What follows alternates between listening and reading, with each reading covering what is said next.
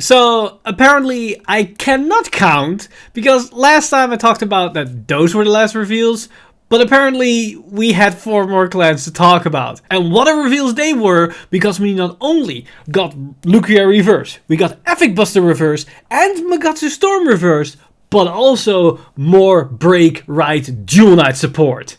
Let's talk about it.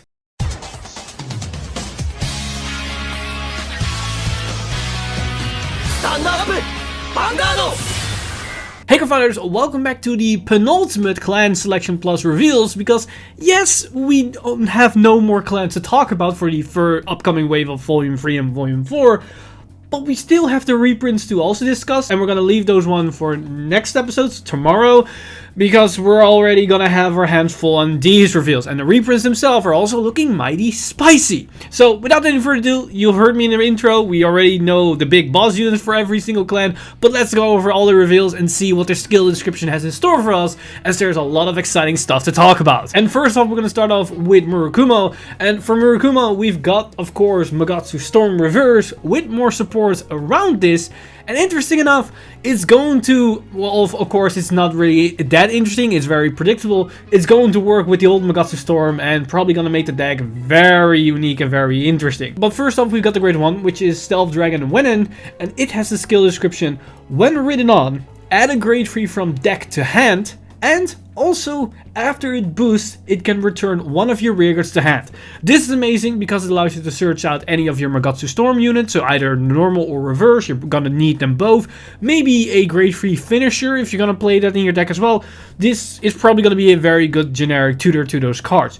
But also, the fact that it allows you to bounce back cards is nice for Magatsu Storm, because it allows you to potentially put up more combos or activate the skill of Magatsu Storm to go into your multi-tech combos. Depending on the cost of the skill, if it's either Counter Blast or Soul Blast, or maybe just free, is going to dictate if this card is going to be a very good rearguard or not. Now, moving up to the grade 2, we've got Stealth Dragon Royale Nova, and Royale Nova has a skill description: when placed, add a Magatsu to hand, and at the end of your turn, instead of returning to deck, it powers up. Now this is kind of interesting in the fact that, does this mean with add a Magatsu to hand, do they mean from deck, or do they mean from field, that you bounce specifically Magatsus from the field to the hand, or maybe from soul? I assume this is meant from deck, which is going to be very good because you have the grade 1, the grade 2, and now 2 grade 3 targets, which is again a very good consistency engine. But then, I am not very familiar with Murakumo, because I assume that not a lot of their cards actually go to the deck, they mainly are bouncing. So what they mean with instead of returning to deck it powers up is going to be very unique, and I'm very curious of what direction that is going to be. Also, I've just realized that I've been saying Murakumo the entire time. They're Nubatama cards, so this does work with other particular cards. But the thing is, Magatsu Storm was originally a Murakumo card, so that's the reason why I got a bit confused. These are Nubatama cards, so so you don't have to put it down in the comments, but you probably already did by this point, but now you know. Now, that said, moving on to the new grade 3 for Nubatama, we've got Magatsu Storm Reverse. And Magatsu Storm Reverse skill description reads as: when placed due to the skill of Magatsu Storm, it can demonstrate the true power of a distorted other self. In the right conditions, it can become stronger than the real body, even as a rearguard. This is going to be very interesting and very important, because unlike other reverse units, this is going to be a rearguard centric focus, where this is going to combine with the original Magatsu Storm. It's going to be a target you're going to Superior Call, and by doing that, it's going to unleash a lot of powerful attacks. This can be more multi-attack, or what I am assuming what they mean with this is that once you Superior Call this, you can then Superior Ride it on top of the Vanguard. I think that is probably the direction they're gonna go towards, because it's at the end of the battle of Magatsu Storm. So you first attack with the Vanguard, then you Superior Call your board, and then you're probably gonna Superior Ride on top of him. So this is basically the same Magatsu Storm deck, but now with more tools to their disposal to make it more explosive and potentially more combo heavy. So I'm very curious of what direction they're gonna take, and it can be pretty spicy depending on how these skills are going to work out. Is Magatsu Storm Reverse just a strong beater that enables maybe more multi-deck, or is it a unit that can Superior Ride the Vanguard, thus giving you more Vanguard swings? We have to wait and see what this is going to be at the end of the day. Now, moving on to the second clan, we've got Pale Moon, and we already knew that we get Luquier Reverse, and that also meant that we're probably going to get more Silver Thorn support, and we are getting more Silver Thorn support, but it's with a little twist that can make Silver Thorns potentially more explosive and more deadly. Because first off, we got the great one, which is Silver Thorn Beast Tamer Anna, and Anna has the skill description: when called due to your Silver Thorn Vanguard, it can countercharge refund the cost of Luquier. This is very important because the Silver Thorn engine didn't have any countercharge engine within the archetype. So this is going to be very important. But because it specifically states that it's being countered if it's called by the Vanguard, this can potentially also work on grade 2 because we have grade 2 targets that allows us to potentially superior call units. I'm not sure if they also work on the Vanguard circle if we have a grade 2, but I think that specifically only work on the Vanguard circle. But if there's some way that it can potentially interact with the early game, you can be more aggressive as well. But we have to wait and see till we get the actual skill specification. But overall, a countercharger for the Silver Thorn engine is going to be very important because that means damage denying is going to be less likely, and with the new Luquier, Venus Luquier, being only countable as 1, you can probably refund that cost over and over and over again. So yeah, this could be pretty good. Now moving on to the grade 2, we've got Silver Thorn Beast Tamer Maricia, and Maricia has the description: a unit that can soul charge and draw at the same time. When placed from soul, call more allies. This is more of an extender that allows you to put more units on the board. This probably works well with Venus Luquiers that can only call the front row, less good with the normal Luquier. But what I can see with this card is that this potentially can work very well with the grade 1 multi-tacker for Silver Thorn. I believe it's called Silver Thorn Beast Tamer Dragon Flame Breath or something, that allows you to, at the end of it, boost it, put the unit in front of it into the soul and call a new unit. If you call out this card, you can potentially call out more cards, thus multi-tack even further. We had it already in the grade 2 from the previous support wave, but this can be another copy of that card, or maybe even better. So I have to wait and see till the actual specification and how good this is going to be. But overall, could be very good. And then finally, we of course got Silver Thorn Beast Tamer Luquier Reverse, and her skill description reads as: the more locked rearguards you have, the crazier the performance of the Silver Thorn will become. Also, if this card is in Luquier's soul, question mark, exclamation mark. So this is probably going to have 2 skills. One is probably going to be a Vanguard Circle skill that locks your own units and do stuff according to the amount of lock cards. And the other is going to be probably giving power or maybe an extra effect to your Luquier if she's in the soul. Could be pretty spicy, but interesting enough, this skill can potentially also work that it just looks at having lucky rearguards, and you can lock your own rearguards, but you don't have to do that. If that's the case, this could be a good counter against Link Joker if Link Joker is going to be very powerful, because you can maybe run a 1 of or 2 of this Luquier if she's not all too crazy as a Vanguard unit. And because the Silver Thorn engine draws so many cards and soul charge so many cards, it's very likely that you're going to get this into your soul at some point. And with now a counter charger in the deck, that means you can run the grade 2 Myriad Lillian, I believe, that is basically a tutor for any Silver Thorn cards in your deck. Thus, if you're up against Link Joker, you can use her to grab this reverse, put it into soul, and then some points get it out to soul and into your hand, and then ride her in that turn where your field is going to be locked, and this can be a nice counter against that. So Luquier Reverse is probably going to be very good, or at the very least a good tech card for certain scenarios in specific metas. Now moving on to the third clan, we've got more Jewel Knight support, and they're basically the exact same type of cards that we saw with Ashley. So more break ride units that do something if we call units on top of it, which means it works perfectly with the deck, and it also allows us to multi-tech even more, thus making Jewel Knight as a separate deck even more realistic and also more explosive and deadly. So let's take a look at these cards so we can understand what I'm actually talking about. So first up, we've got a brand new grade 1, which is Jewel Knight Eunice, and Eunice has the skill description: a convenient unit that can return to the hand while gathering soul. So this is going to be very good because the whole Jewel Knight engine needs to generate a lot of soul, because Ashley costs 2 soul to superior call, to multi-tack. So this is going to be a nice card. Now we have another grade 1 which does this, and being able to return to hand can also help us to get more defensive options as well, and it allows you to call more cards if you need to call from hand at some point as well. And she also has a skill description: when called or ridden over, it can retire an opponent's rearguard. So now we got spot removal, and that's going to be very important because just like the original support waves you got, these cards also activate when ridden upon. So that means we now got 2 specific grade 1s and 2 specific grade 2s that are going to be very good as just a right target, thus making the deck even more deadly, more consistent, and more powerful all across the board.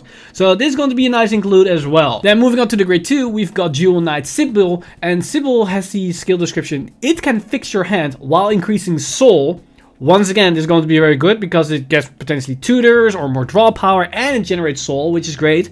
But when ridden or called over, it calls more Jewel Knights. This is more multi-attack. So if, for example, we cannot build the double Ashley combo where we can have 2 Ashleys in the front row that can turn into 2 other units, and then with Ashley we can then call more units on top of it. If we cannot establish that, we can potentially have one of this and then attack with 1 Ashley that goes into a unit, that we attack with that, and then if we call a unit on top of this one, this can then potentially call another unit, so we can extend our multi-attacks even more. So yeah, this is going to be a very solid card as well. But then on top of that, we go to the grade 3, we've got another multi-attack extender, and probably our main right target, as we got leading Jewel Knight Salome, and Salome has this skill description: call Jewel Knights and launch a barrage of attacks.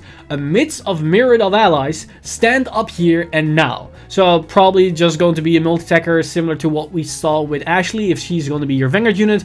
So I think it's going to be the same thing. But then also, when ridden over, it will increase power and drive. So where Ashley only gives a critical, this gives extra power and drive checks. I think this is probably a better payout, and that's probably the reason why you want to get her in the Vanguard unit, because I also don't think this is going to be a rearguard circle skill for her first effect, whereas Ashley is also useful as a rearguard unit to achieve multi-attack. So you probably want to have Ashley onto the rearguards and Salome as a Vanguard, and probably maybe Ashley reverse if that comes in the next set.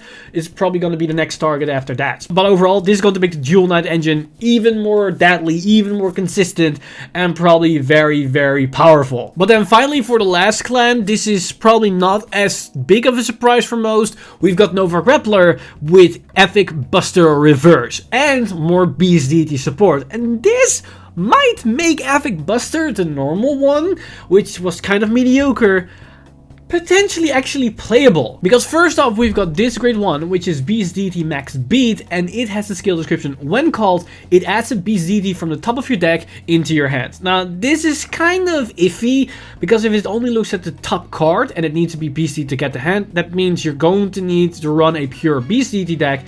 But then still, a trigger is not Beast Deity, so that can still whiff. And that probably means this card can be not all too great, unless they mean like it adds from the top 5 cards need to be the Beast Deity and then it adds hand. If it's the case that it checks top 5 or top 3, it's probably going to be a lot better, as it's more consistent that you're actually going to hit something. But we have to wait and see till the actual specification. Now, if we take a look at the grade 2, we've got Beast Deity Brainy Papio, and this skill description reads as: when discarded, it can call itself. Also, when your Vanguard attack hits, a strong skill will activate. This is actually pretty interesting, because most of the Beast Deity cards only activate if an attack doesn't hit, because then you can reset them. That's the whole gimmick, that you attack into the main phase, so you can basically attack with your units in the main phase, and if they get a defensive trigger, you can stop attacking, stop calling cards to the field, so you can preserve your hand for next turn. This is interesting, because this works very well with Epic Buster, because Epic Buster discards 2 cards the moment that you ride it, or when it's ridden upon to the new unit, to immediately swing with it. So if you discard 2 cards and one of the card is this unit, you can call to the field, and then usually your opponent want to allow the attack from the Beast Deity Epic Buster effect to hit, because that means it doesn't reset and they lose a drive check. While they just discarded 2 cards, they do get a twin drive, but if they reset it later that turn, they can only get a single drive Vanguard. But now, if they do that, not only will you get the Brainy Papio onto the board, but then this skill will also activate because of it. So now they have to choose: do I want to let this skill activate, or do I want to allow my opponent's Vanguard to restand for free and then again swing with Twin Drive? Is that what I want to do? This is probably making that play a lot better, because there's more consequences attached to it. And if this potential skill can stack if you have multiple copies of this unit on the field, that might make things very interesting. But we have to wait and see what this strong skill will mean and how this will interact. But for now, it's just pure speculation. But moving onward, we've got, of course, the new reverse unit, as we got Deadliest Beast Deity Epic Buster Reverse. And its skill description reads as: powers up every time it attacks. The strong does not need the attack of other allies. Strike them down with only your fist. Furthermore, if there is an Epic Buster in soul, ... question mark, exclamation mark. So This is probably what we expect. We're probably going to reset with our Vanguard multiple times, and every time we do, it becomes stronger, which allows us to synergize very nicely with Epic Buster, especially since he is in the soul, will probably do something else, because now if you have Epic Buster, you write this card on top of him, this unit immediately attacks. Because you discard 2 cards and immediately attacks, which makes probably his power-up skill activate, making it even stronger, thus making it harder for your opponent to guard. If they guard, it resets and probably can attack again. If they do not guard and you have the Papio on the field, it will probably activate its skill.